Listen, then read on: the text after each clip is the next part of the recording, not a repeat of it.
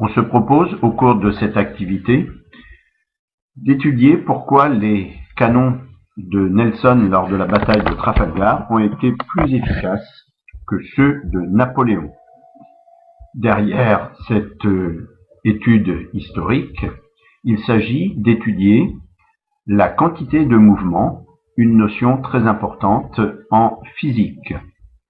Pour modéliser la situation des tirs de canon, nous avons procédé sur un banc à coussin d'air de réaliser l'association de deux mobiles qui vont pouvoir glisser sans frottement sur ce banc à coussin d'air.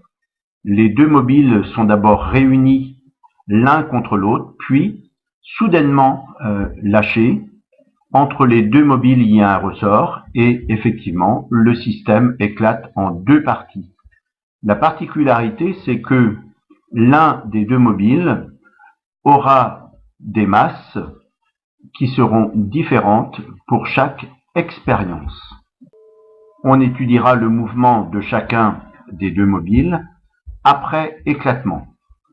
Voyons d'abord comment se présente cette expérience en regardant trois petites vidéos qui indiquent le déplacement de ces mobiles après éclatement. Les conditions de l'expérience sont rappelées ici sous forme d'image et naturellement l'étude va consister à étudier après éclatement le mouvement de chacun des deux mobiles sur le banc à coussin d'air et pour cette étude on fera du pointage d'un point de chacun des deux mobiles après éclatement. Et on utilisera le logiciel Pimeka Vidéo pour que vous puissiez vous-même refaire cette expérience par vous-même et l'étudier à nouveau. Les conditions des masses des mobiles autoporteurs sont indiquées ici. Donc on voit que M1 correspondra à la masse la plus légère, donc c'est celle qui est située ici. Et sur l'autre côté ici, on voit que l'on a la masse M2 qui sera la plus importante. On déterminera la valeur de la vitesse V1 et V2 de chacune des parties du système après éclatement et on sera amené à faire quelques calculs pour mettre en relation les masses et les vitesses. J'ai parlé de valeur de vitesse, on découvrira que en fait la vitesse est aussi une grandeur algébrique et donc on aura à définir la notion de vecteur vitesse. On charge la vidéo sur le logiciel à partir de fichier ouvrir une vidéo. La vidéo s'installe dans l'espace graphique du logiciel. Il s'agit ensuite de positionner le repère d'espace OX, OY, qui est représenté en vert ici.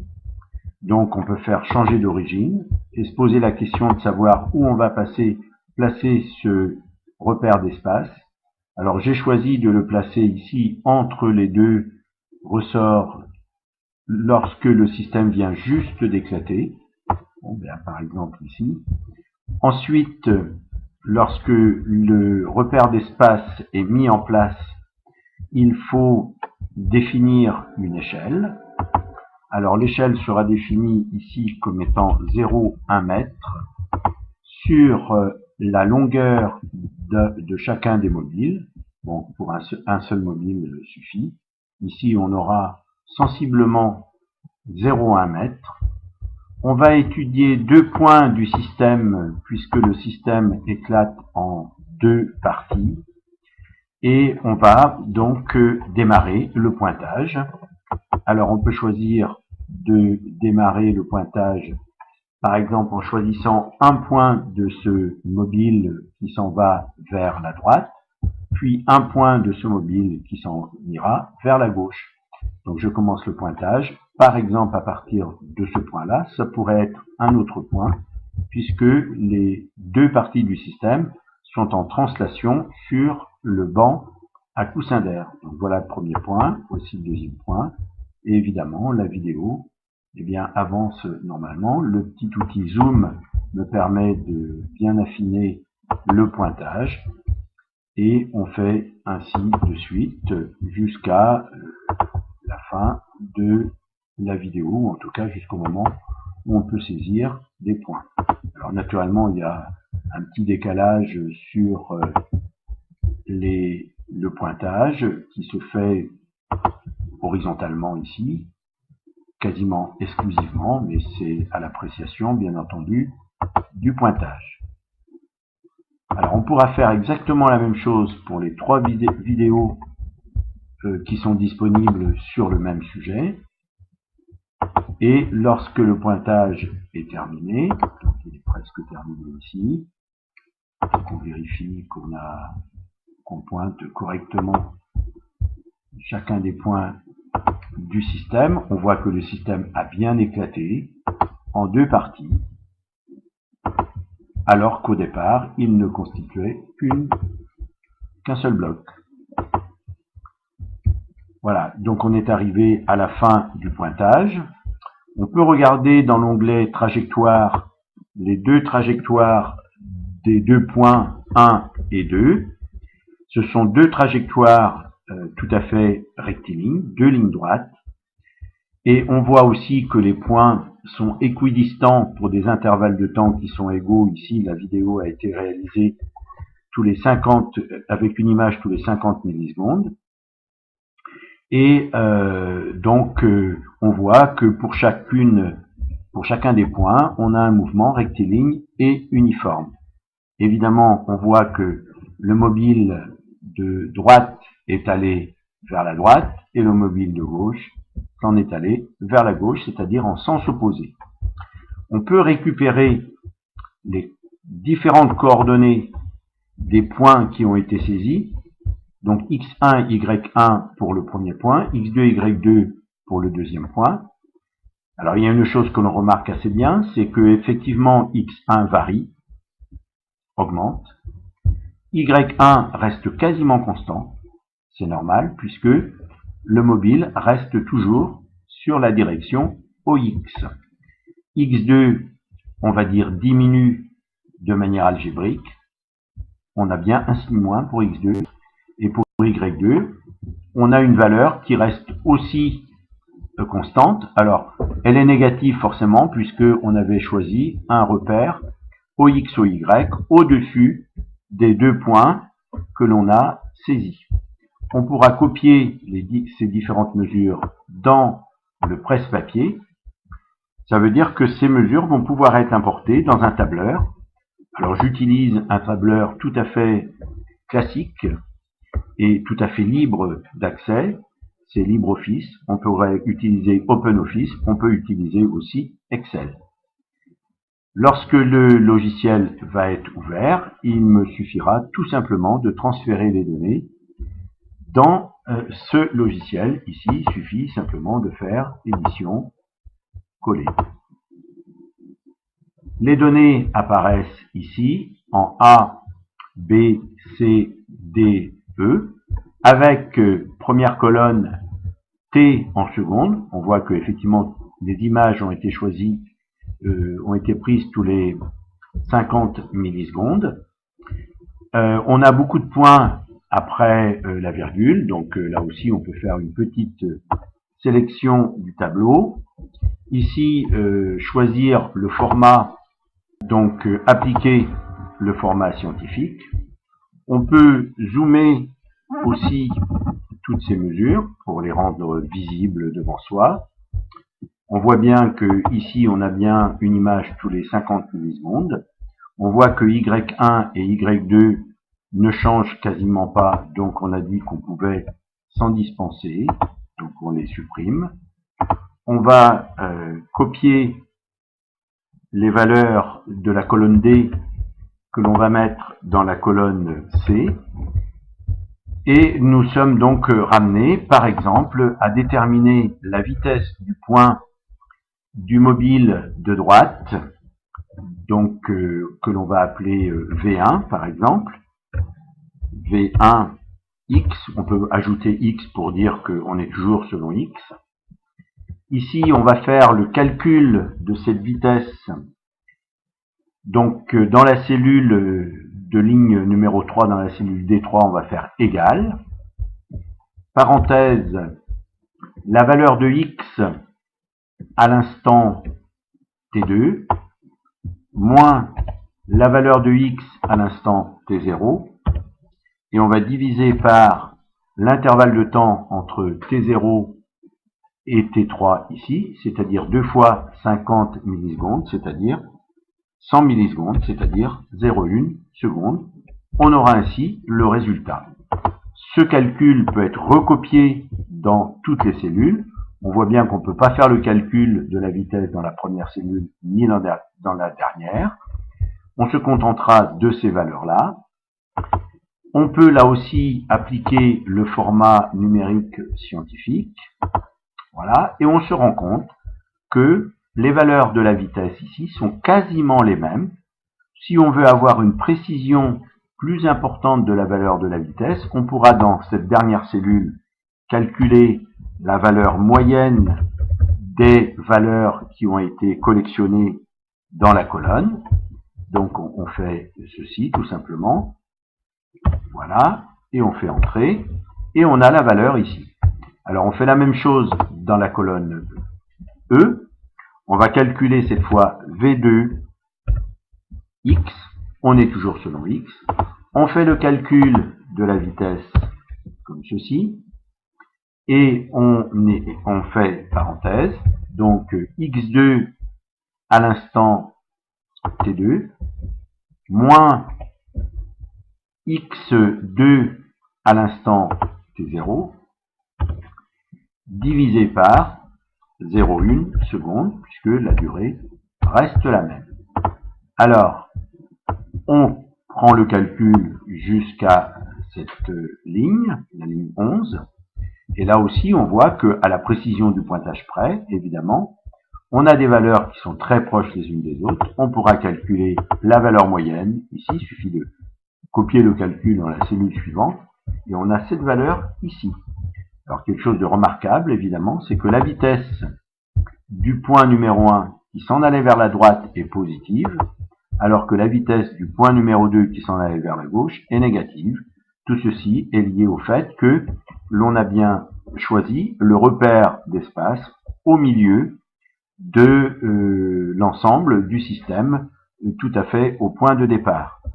Par ailleurs, c'est une autre manière de dire que la vitesse peut s'exprimer de manière algébrique et pas seulement avec une valeur positive. Donc toutes ces valeurs-là peuvent être recopiées, bien entendu. La valeur qui nous intéresse dans notre tableau sur l'étude des canons de Trafalgar, ce sont ces deux valeurs-là. Elles peuvent être recopiées dans le tableau qui nous intéresse. Donc ici, par exemple, on va retrouver des valeurs sensiblement les mêmes sur le travail qui a été fait au préalable. On aurait pu travailler aussi de manière différente un peu. Au lieu de faire le calcul des vitesses V1 et V2 comme je viens de le faire ici, alors ce sont des vitesses selon x évidemment, on aurait fait la représentation graphique de x1 en fonction du temps, de x2 en fonction du temps. On aurait appliqué une modélisation linéaire pour chacune de ces deux courbes, et on voit que le coefficient directeur que l'on a ici est sensiblement celui que l'on retrouve ici dans la valeur moyenne de la vitesse. De même pour la valeur de V2, on retrouve le coefficient directeur, moins 2,3 fois 10 exposant moins 1, on a sensiblement la même valeur ici. Alors, on fait le travail pour les trois mobiles.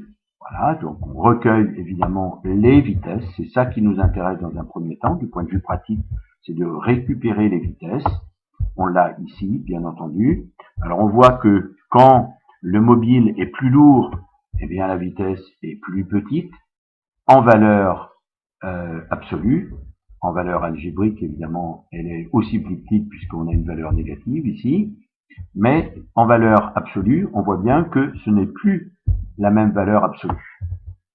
Donc on complète le tableau et on arrive donc on a remis ici les valeurs de V1, respectivement en fonction des masses pour chacune des masses, donc M1, c'est-à-dire le mobile qui était à droite, et ici le mobile qui est à gauche.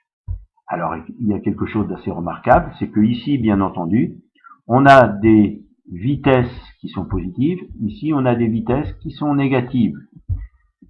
Et par ailleurs, on peut répondre ici d'emblée à cette question de l'invention d'une nouvelle grandeur vectorielle qu'on va appeler le vecteur vitesse.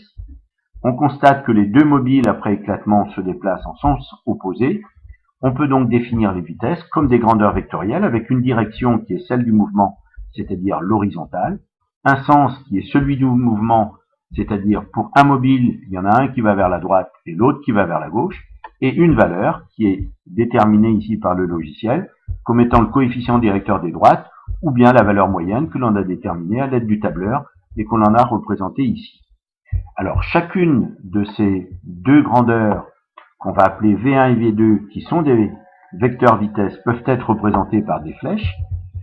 Eh bien, il suffit tout simplement de se donner une échelle. Par exemple, si on donne 1 cm pour 0,1 m par seconde, on a pour la situation 3, parce que ici j'ai pris la situation 3, eh bien, un vecteur vitesse V1 qui sera représenté par cette flèche jaune ici, et un vecteur vitesse V2 qui sera représenté par cette flèche jaune ici, qui est plus courte, en sens opposé. Donc on voit bien que le vecteur vitesse V1 ou le vecteur vitesse V2 sont capables de décrire complètement le mouvement de chacune des parties du système à partir de l'éclatement qui s'est produit lorsque les deux ressorts étaient liés pratiquement au point O, comme je l'indique ici. Alors, autre chose d'intéressant dans ce tableau, je reviens en arrière ici, c'est que si on fait le produit M1, V1, pour chaque situation, on trouve la valeur 2,1 10-2 pour la première, et pour la deuxième, moins 2,2 10-2. Alors, si on fait un travail sur les unités, on voit qu'on a multiplié des kilogrammes par des mètres par seconde, donc on a des kilogrammes mètres seconde à la puissance moins 1. Donc on a une valeur ici 2,1 10-2 d'un côté et moins 2,2 10-2 de l'autre. On voit que l'on a des grandeurs M1V1 et M2V2 qui en valeur absolue semblent sensiblement les mêmes, mais on voit aussi que du point de vue algébrique, elles sont de signes opposés. On a normalement tendance à penser, comme on l'a fait pour le vecteur vitesse, que les quantités M1V1 et M2V2 sont des quantités remarquables, et si on va les comparer de manière vectorielle.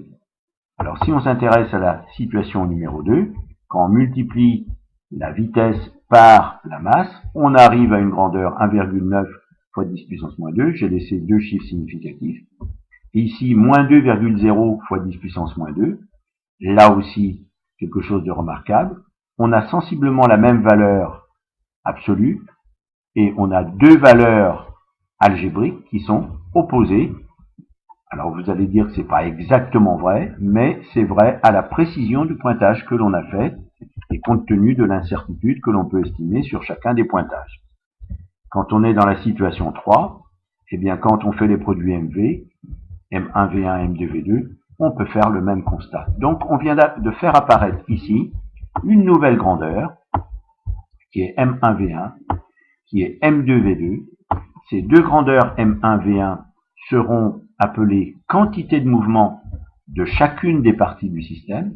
M1V1 pour la partie du système qui était à droite, M2V2 pour la partie du système qui était à gauche. On voit aussi que ces grandeurs sont des grandeurs algébriques. Ça veut dire qu'elles renseignent d'une grandeur vectorielle qui sera le vecteur quantité de mouvement. Alors ceci est défini donc à cet endroit.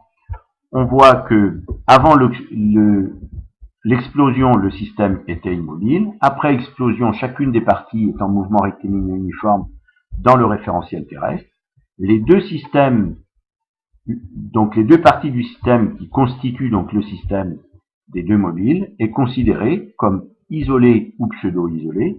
On vient de faire apparaître deux quantités M1, V1 qui sont des grandeurs vectorielles parce que V1 était une grandeur vectorielle, V2 est une grandeur vectorielle. Ce sont des quantités qui sont opposées à chaque instant après éclatement. Et ces quantités sont appelées quantités de mouvement. On les note P1 pour la partie 1 du système, c'est-à-dire celle qui allait à droite, et P2 pour la partie du système qui allait à gauche. Donc P1 et P2 sont des grandeurs vectorielles, comme les vitesses étaient des grandeurs vectorielles. Alors on peut considérer ces quantités de mouvement avant éclatement. Alors évidemment, vous allez dire que les deux parties du système ne faisaient qu'un seul système immobile. Tout à fait vrai, mais on peut considérer quand même ces deux parties qui n'étaient pas encore détachées. Donc la partie 1, comme elle était immobile, son vecteur vitesse était le vecteur nul, donc sa quantité de mouvement, c'est P1 égale vecteur nul. Même chose pour P2 égale vecteur nul. Donc la quantité de mouvement de l'ensemble des deux parties, qui ne constituaient que le même système, donc CP égale P1 plus P2 égale vecteur nul. Si on considère ces quantités de mouvement après éclatement, on pourra les appeler P'1. P'1 va s'appeler P1, va s'appeler M1 V1, P'2 va s'appeler M2 V2, et on a vu expérimentalement que ces deux vecteurs sont opposés. Donc on pourrait écrire la relation P'1 égale moins P'2, ou encore P'1 plus P'2 égale vecteur nul. Et on est en train de mettre en place le fait que d'un côté on avait P égale P1 plus P2 égale vecteur nul, et puis une autre situation où on a P'1 plus P'2, qu'on pourrait appeler P', après éclatement, égale le vecteur nul. Donc on arrive tout simplement à une relation qui est P1 plus P2 égale P'1 plus P'2. On a donc avant et après explosion du système, après éclatement si on veut, la quantité de mouvement de l'ensemble qui reste la même, on dit qu'elle est conservée. Ainsi, on établit une loi qui est la loi de la conservation de la quantité de mouvement. Pour un système isolé, ce qu'on a démontré, on a entre deux instants conservation de la quantité de mouvement du système. On écrit P égale P'. P est la quantité de mouvement à l'instant T, P' à l'instant T'. Quels sont nos instants T, nous? Eh bien, l'instant T, c'est avant éclatement. Quel est l'instant T'? C'est après éclatement. Une autre étude avec 3 autres vidéos que vous ne disposez pas ont permis de montrer que la loi de conservation de la quantité de mouvement fonctionnait dans ces 3 situations. Les 3 vidéos correspondent à un tir d'un boulet de canon avec détermination de la masse de chacune des parties du système, la balle ou le boulet, et puis le canon, donc le canon dont la masse ne varie pas, et puis ici des boulets de canon dont les masses peuvent varier. Alors une petite étude vidéo là aussi a permis de déterminer la vitesse V du canon.